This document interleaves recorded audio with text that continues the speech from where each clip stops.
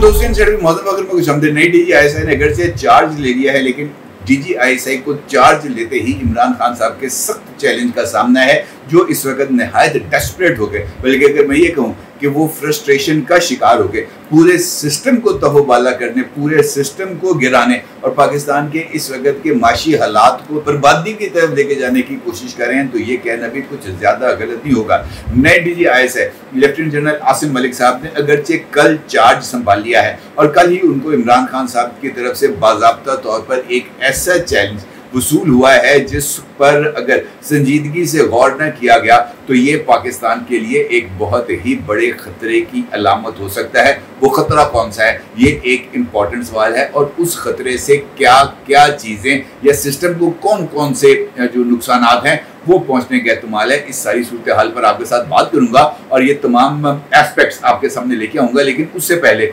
इमरान खान साहब की तरफ से जो ऐलानात हैं या उनकी तरफ से जो एक खत लिखा गया है वो बहुत ही ज़्यादा ख़तरनाक है। और इस ओपन लेटर की अगर मैं आपके साथ बात करूं तो ये बुनियादी तौर पर एक ऐसी जंग का आगाज़ है इमरान खान साहब की तरफ से,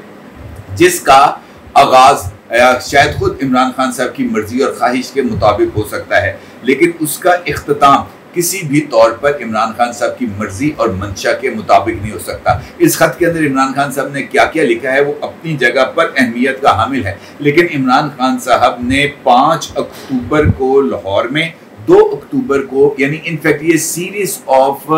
प्रोटेस्ट हैं जिसका ऐलान इमरान खान साहब ने किया है। 2 अक्टूबर को मियांवाली, फैसलाबाद और भावलपुर में इमरान खान साहब की तरफ से एहतजाज का ऐलान किया गया है। 5 अक्टूबर यानी इमरान खान साहब की अपनी सालगिरह वाले दिन लाहौर में मीनार पाकिस्तान के मुकाम पर इमरान खान साहब की तरफ से एहतजाज का ऐलान किया गया है। और 4 अक्टूबर बरोज जुमा इमरान खान साहब की तरफ से डी चौक के अंदर एहतजाज का ऐलान किया गया है। और अगर मैं इन ऐलानात और इन एहतजाज की बात करूं तो इनफैक्ट इमरान खान साहब ने रावलपिंडी में लियाकत बाग एहतजाज के दौरान जो कुछ देख लिया है और जिस तरीके से इमरान खान साहब ने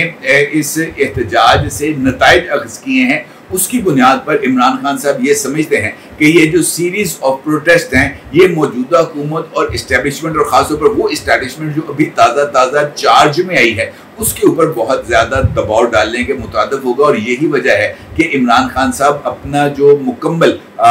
जिसे हम कह सकते हैं कि पॉलिटिकल कैपिटल है वो दाव पर लगाते हुए नजर आ रहे हैं। यहाँ पर एक लम्हे के लिए हम फर्ज कर लें कि 2 अक्टूबर को इमरान खान साहब ने जिन 3 शहरों के अंदर प्रोटेस्ट का ऐलान किया है, मियांवाली में, फैसलाबाद में और भावलपुर में, अगर ये एहतजाज कामयाब हो भी जाते हैं तब भी हुकूमत के ऊपर किसी तरह का कोई रद्द-ए-अमल नहीं आएगा। अलबत्ता पंजाब हुकूमत के ऊपर ज़रा थोड़ा सा दबाव आएगा और उसे अपनी गवर्नेंस की तरफ से तमाम तर तवज्जो हटाकर अमन व अमान की तरफ लगानी पड़ेगी। और अमन व अमान की तरफ जैसे ही आप शिफ्ट करते हैं गवर्नेंस से लॉ एंड ऑर्डर की तरफ, तो फिर उसके बाद आपकी तवज्जो गवर्नेंस की बजाय पॉलिटिक्स पर हो जाती है और सियासी बयानबाजी इसके लिए एक फ्यूल का काम करती है। इसके बाद अगले मरहले में इमरान खान साहब ने डी चौक के ऊपर एहतजाज का ऐलान किया है और यही इस सारे के सारे खेल का टर्निंग पॉइंट है, जिसका डिविडेंड इमरान खान साहब 5 अक्टूबर को एक मरतबा फिर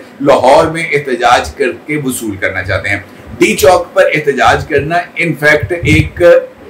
बम को लात मारने के मुताबिक है, क्योंकि डी चौक अब ताज़ा तरीन कानून साजी के मुताबिक जो कि फेडरल गवर्नमेंट ने की है, डी चौक पर किसी तरह का कोई प्रोटेस्ट नहीं हो सकता। और डी चौक पर प्रोटेस्ट ना करने के हवाले से अब सुप्रीम कोर्ट ऑफ पाकिस्तान के 1 से ज़ायद डिसीजंस भी मौजूद हैं और इमरान खान साहब के सबसे फेवरेट जज जनाब अतर मिनल्ला साहब की तरफ से जब वो हाई कोर्ट के चीफ जस्टिस थे उसका ऑर्डर भी मौजूद है। इसके अलावा इमरान खान साहब के एक और फेवरेट जज जनाब उमरता बंदयाल, मुनीब अख्तर और एजाजुल एहसन साहब का भी इसी हवाले से डी चौक में एहतजाज ना करने के हवाले से ऑर्डर्स मौजूद हैं। अब इस सूरत में एक जानिब डी चौक पर एहतजाज का ऐलान क्लियर वायलेशन होगी सुप्रीम कोर्ट ऑफ पाकिस्तान के ऑर्डर्स पर, लेकिन उसके साथ साथ अली अमीन गंडापुर साहब को खुसूसी तौर पर इस बात का ऐलान करना कि अली अमीन गंडापुर साहब इस्लामाबाद में होने वाले एहतजाज को लीड करेंगे, तो इसका मतलब ये होगा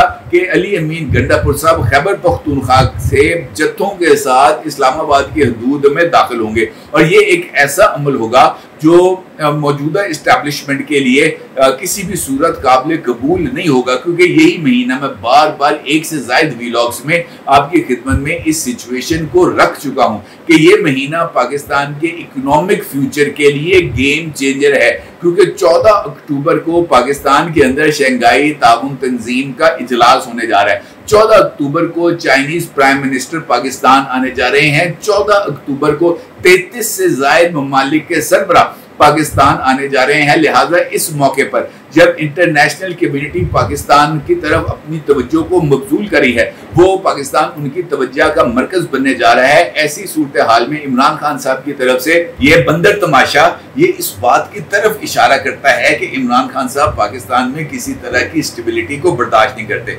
अब ये बात तो तय है कि डी चौक के ऊपर किसी भी सूरत पाकिस्तान तरीके इंसाफ को एहतजाज करने की इजाजत नहीं मिलेगी। तो इसका नतीजा क्या निकलेगा? इसका नतीजा ये निकलेगा कि लाठीचार्ज होगी, आंसू गैस होगी, लितर पोला होगा, रबड़ की गोलियां चलेंगी और इमरान खान साहब को इस वक्त अपनी सियासत को आगे लेके जाने के लिए लाशें दरकार हैं। ये जो इमरान खान साहब 2 अक्टूबर, 3 अक्टूबर, 4 अक्टूबर, 5 अक्टूबर की ये जो इमरान खान साहब कहानी गढ़ रहे हैं, ये सिर्फ और सिर्फ इसीलिए गढ़ रहे हैं कि उनको अपनी सियासत को आगे लेके जाने, लोगों को सड़कों पर निकालने और अपने लिए मजलूमियत का चोगा पहनने के लिए 10-15 लाशें दरकार हैं। और वो उन लाशों के सर पर, जिस तरह लाहौर में जिले शाह की लाश के ऊपर चढ़कर इमरान खान साहब ने पॉलिटिक्स की थी, बिल्कुल वैसे ही इन लाशों को कंटेनर पर रखकर इमरान खान साहब पॉलिटिक्स करना चाहते हैं। और यही इस सारे खेल का सबसे ज्यादा नाजुक पॉइंट है। मैं एक से ज्यादा मर्तबा इसी प्लेटफॉर्म पर आपकी खिदमत में ये सूरत हाल भी रख चुका हूं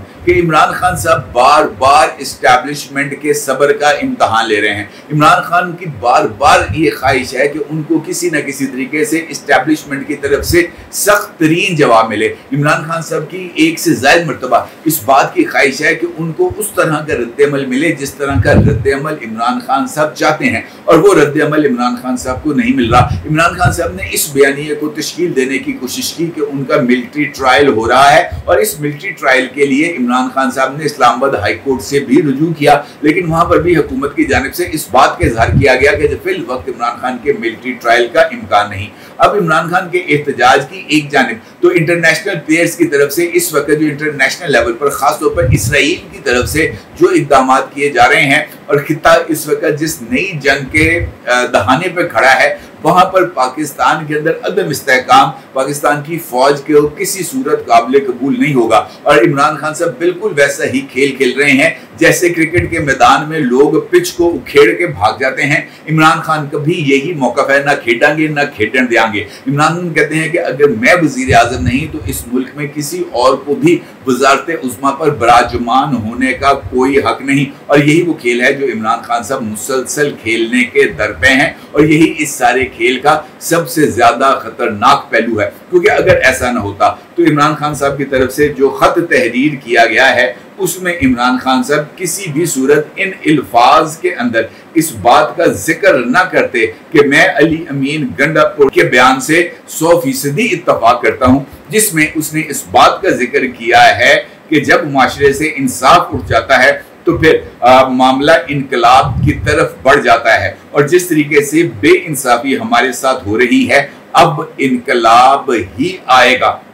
इमरान खान साहब ने इनडायरेक्टली अली अमीन गंडापुर के बयान का एक हिस्से को कोट किया है, जबकि अली अमीन के बयान का दूसरा हिस्सा बाज़ाब्ता तौर पर रियासत के वजूद को चैलेंज करने के मुतरादिफ था, क्योंकि उस बयान के पहले हिस्से में अली अमीन गंडापुर ने खैबर पख्तूनख्वा के तमाम कबाइल को अपने अपने जिरगे करने और बाज़ाब्ता तौर पर वफाक पर फौज कशी की बात की थी। और उनका ये ऐलान था कि अगर कोई हम पर एक गोली चलाएगा तो हम 10 गोलियां चलाएंगे, और इसके लिए अली अमीन गंडापुर कबाइल को अपने साथ खड़ा करना चाहते हैं। अब इमरान खान साहब की तरफ से एहतजाज और एहतजाज के साथ साथ इनकलाब और इनकलाब के साथ साथ एक ही जगह पर 10 गोलियां चलाने के लिए कबाइल को अपने साथ खड़ा रखना, इन 3 नकात को अगर हम एक ही लाइन में खड़ा करके देखें और इन तीनों बातों को का अगर हम वजन टेस्ट करें तो ये तीनों बातें इसी बात की तरफ इशारा करती हैं कि इमरान खान साहब की इस वक्त की पॉलिसी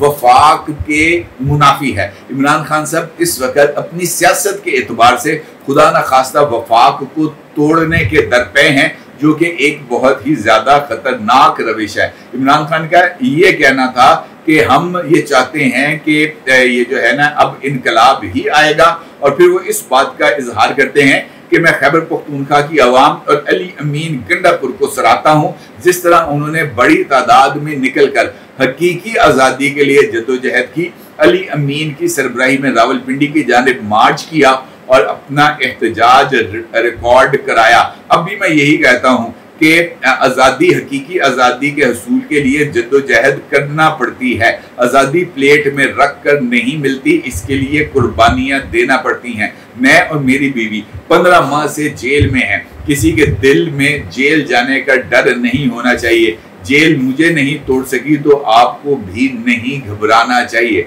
फिर वो आगे चल के ये लिखते हैं कि इस वक्त अदलिया को काबू करने के लिए सड़तोड़ कोशिशें की जा रही हैं। हाई कोर्ट के जजेस सुप्रीम कोर्ट को खत लिख रहे हैं, लेकिन काजी लंदन प्लान पर अमल पैरा होते हुए अपने ही इदारे को तबाह कर रहा है। ये सुप्रीम कोर्ट को खत्म और हाई कोर्ट को सेशन कोर्ट बनाना चाहते हैं, जिन्हें ये इन अदालतों की तरह कंट्रोल कर सकें, जैसी अदालतें यहाँ जेल में मुझे और मेरी बीवी को 5 दिन में 3 सजाएं दे चुकी हैं। हम अदलिया का दिफा करेंगे और अपनी आज़ादी के लिए हर हद तक जाएंगे। अब ये इमरान खान का ये कहना कि हम अपनी आज़ादी के लिए हर हद तक जाएंगे, ये जुमले भी बहुत ही ज्यादा खतरनाक हैं। मैं सेफली ये बात कह रहा हूँ कि अब मुझे ऐसे लगता है कि अगर इमरान खान साहब ने जो टेस्टर रावलपिंडी के जलसे में, रावलपिंडी के एहतजाज में लगाया था, उसी बुनियाद पर इमरान खान साहब अब पंजाब को बैटलफील्ड बनाना चाहते हैं। पेशावर से जुलूस आएंगे और आकर पंजाब में एहतजाज करेंगे, और ये रविश एक सूबे को दूसरे सूबे के खिलाफ खड़ा करना, एक सूबे के वजीर आला को दूसरे सूबे के वजीर आला के खिलाफ खड़ा करना, एक सूबे के वजीर आला को वफाक पर बाज़ाब्ता तौर पर जत्था कशी कराना और फिर वफाक के खिलाफ कबाइल को मुनज़्ज़म करते हुए उन्हें बाज़ाब्ता तौर पर लश्कर कशी पर आमादा करना, ये ऐसे इक़दाम हैं जिनका नए DGI lieutenant general Asim Malik साहब को अब सामना करना पड़ेगा, क्योंकि इस वक्त लेफ्टिनेंट जनरल आसिम मलिक साहब हॉट सीट पर बैठ चुके हैं, और इस हॉट सीट पर बैठते हुए उन्हें पाकिस्तान को हर तरह के अंदरूनी और बैरूनी चैलेंजेस से नुबुर्द आजमा होने के लिए अपने पूरे इदारे को तैयार करना होगा। और खासतौर पर ये इम्तहान chief of army staff general Asim Munir साहब का भी है कि वो अपने आप को किस तरीके से इमरान खान के उकसाने से बाज रख सकते हैं और किस तरीके से वो पाकिस्तान को इमरान खान की तरफ से फैलाई जाने वाली इस दलदल में धकेलने से बचा सकते हैं जो इमरान खान साहब ने निहायत मेहनत से सजाई है। और सबसे इंपॉर्टेंट टास्क इस वक्त chief of army staff general Asim Munir और DGI lieutenant general Asim Malik के लिए ये है कि वो शंघाई ताउन तंजीम के पाकिस्तान में होने वाले इजलास और चाइनीज प्राइम मिनिस्टर के दौरे पाकिस्तान को किस तरीके से इंश्योर करते हैं और किस तरीके से पाकिस्तान के अंदर जो सियासी इस्तेहकाम और उस सियासी इस्तेहकाम के नतीजे में माशी इस्तेहकाम की जो उम्मीद बंदी है उसको किस तरह यकीनी बनाते हैं। इमरान खान तो सब कुछ स्टेक पर लगाने पर तुल ही गए हैं। अपने जरूरी सार कीजिएगा। आपको बहुत शुक्रिया। अल्लाह।